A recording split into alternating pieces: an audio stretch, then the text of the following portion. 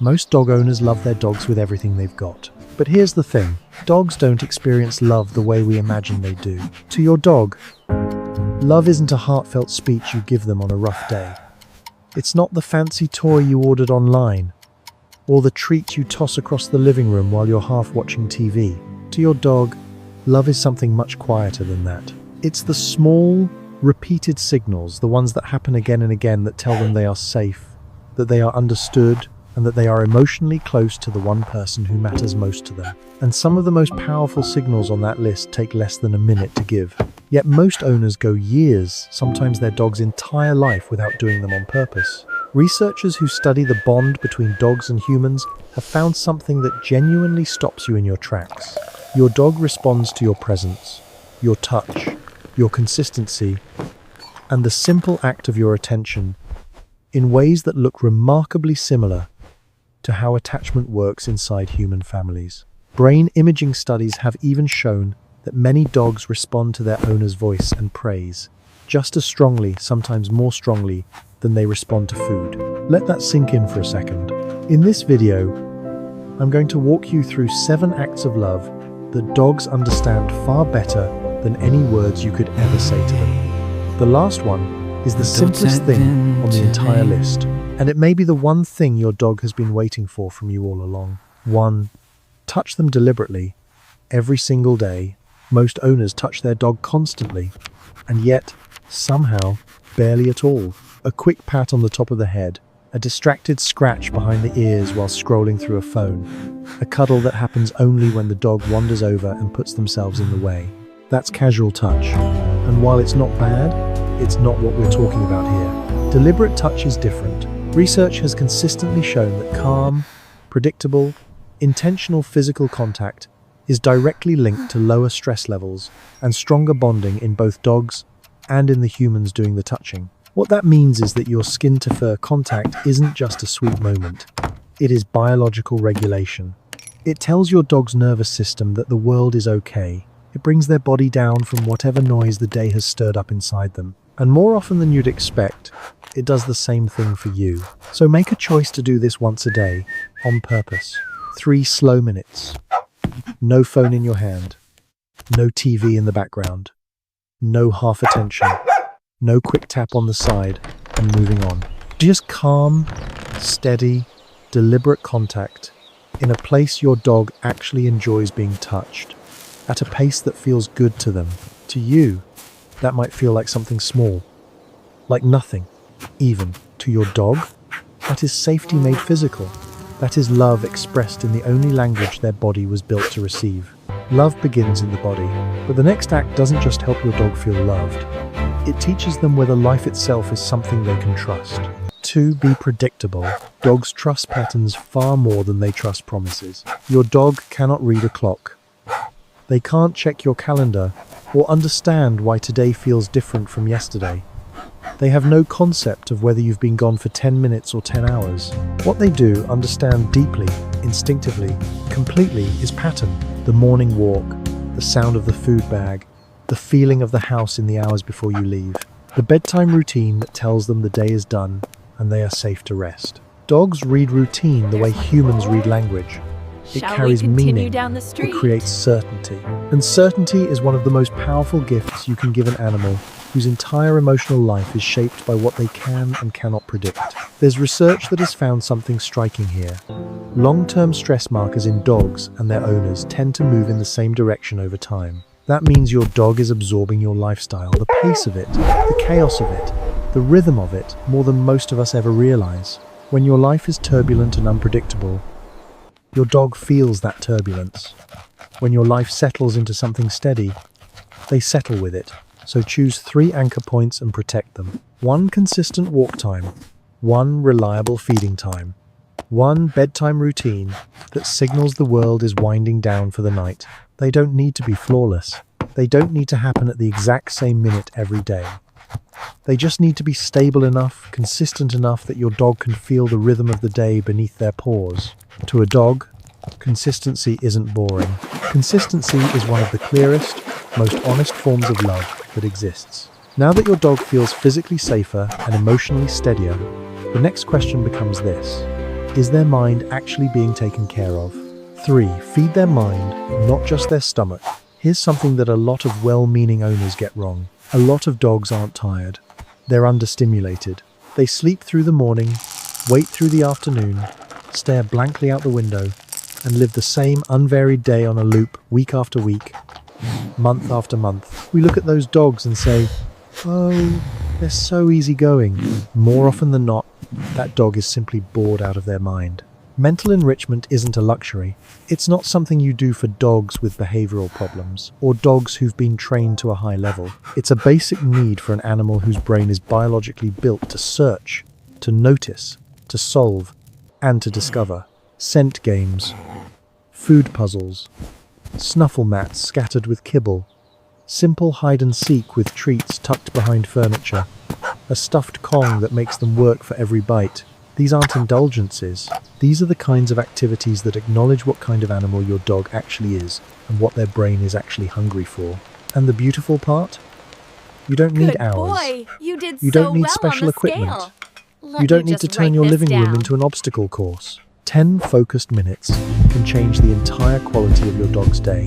Hide treats around a single room. Scatter their meal in a snuffle mat. Give them something to figure out, not just something to consume. Because a dog whose brain is genuinely engaged is almost always calmer, more confident, and significantly easier to live with. Not because they're worn out, but because they feel like their mind has been respected. You've fed their mind. But there is something even more instinctive to a dog than solving a puzzle. Something that connects them to everything they were built to be. 4. Let them sniff. Stop rushing every walk. For most owners, a walk is one thing. Exercise. Get the dog moving. Burn some energy. Get back inside. But for your dog, a walk is not one thing. It is many things happening all at once. It is information. It is the morning newspaper delivered entirely through scent. It is social data which dogs have been here, when they were here, Come here, boy. what their mood was when they passed through. It is decompression and mental release, and the closest thing your dog has to reading the world around them. Sniffing is not your dog wasting your time. Sniffing is one of the most fundamentally dog-like things a dog can do. It is how they orient themselves to their environment. It is, No, I'm not. in a Catch very me. real sense, how they make sense of being alive. When every walk sounds like a march, come on, keep moving, let's go. Your dog might be getting physical movement, but they are leaving that walk emotionally unfulfilled. They burned calories, yes, but they didn't get to be a dog. Good So on at least job. part of the walk, not the whole thing, just part of it, slow down.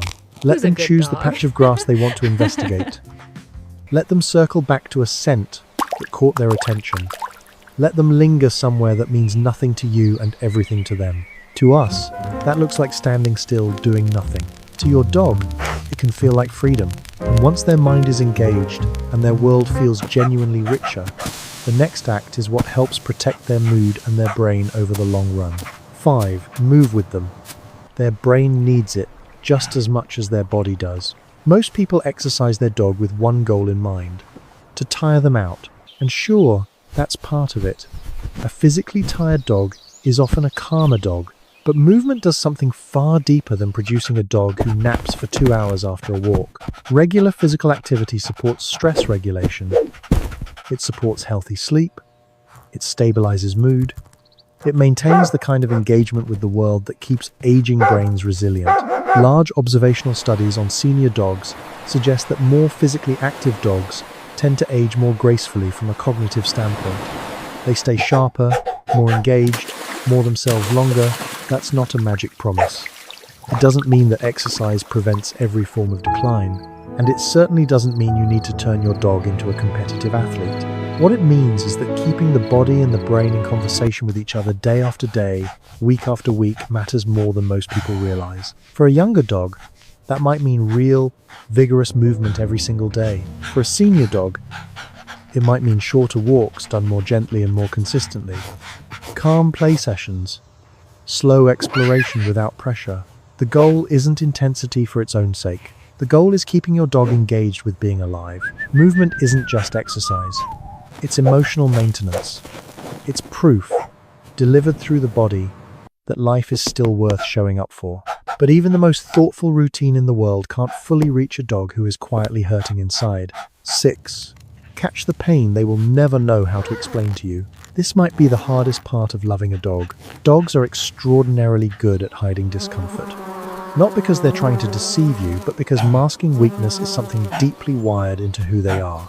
They will keep showing up, keep trying to be good, keep greeting you at the door long after their body has started quietly struggling in ways you haven't noticed yet. That is why one of the most profound acts of love you can give your dog is learning to see what they would never know how to tell you. A dog who is hurting doesn't always cry out. They don't always limp in a way that's obvious. Very often, the signs are much quieter and much easier to explain away.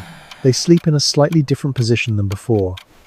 They hesitate just a half second before jumping up into the car. They've stopped wanting to climb the stairs the way they used to. They rise from the floor a little more slowly in the morning. They turn their head away when you reach toward a spot that once made them lean into your hand. They become clingier than usual or more distant, or simply a little less like the dog you know. And this matters, because behavior change is one of the earliest signals we ever get.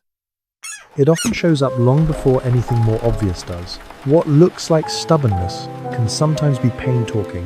What reads as a mood shift can sometimes be chronic discomfort that has been building quietly for months. What gets chalked up to aging can sometimes be something very treatable that simply went unnoticed for too long. A loving owner doesn't just say, "Something seems off." A loving owner gets curious, pays closer attention, films small moments if it helps, tracks changes in sleep patterns, appetite, movement, energy, tolerance, and temperament, and then brings those observations specific, detailed, honest to their veterinarian. Don't wait for something dramatic to happen.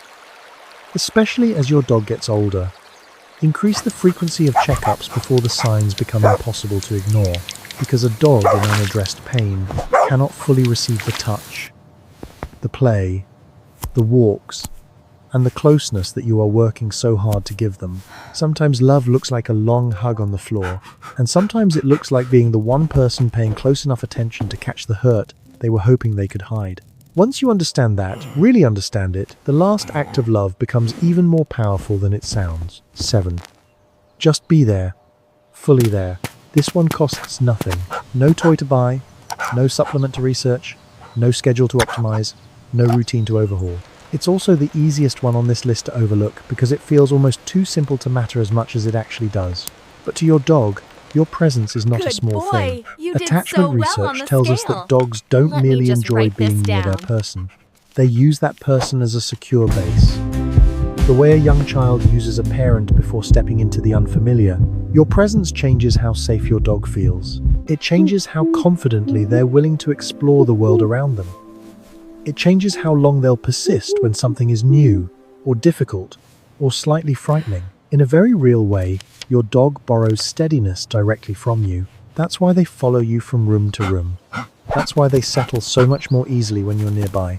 That's why, on a walk, your dog might glance back at you over and over again, not because they're anxious and needy, but because they are orienting themselves around the one relationship that makes the world feel coherent and safe. And the quality of your presence matters too. There is a significant difference between being near your dog and truly being with your dog. They feel the difference between distracted physical proximity and real connection, between half your attention and all of it, between being managed, fed, Buddy, walked, come crated, here, boy. and being genuinely chosen.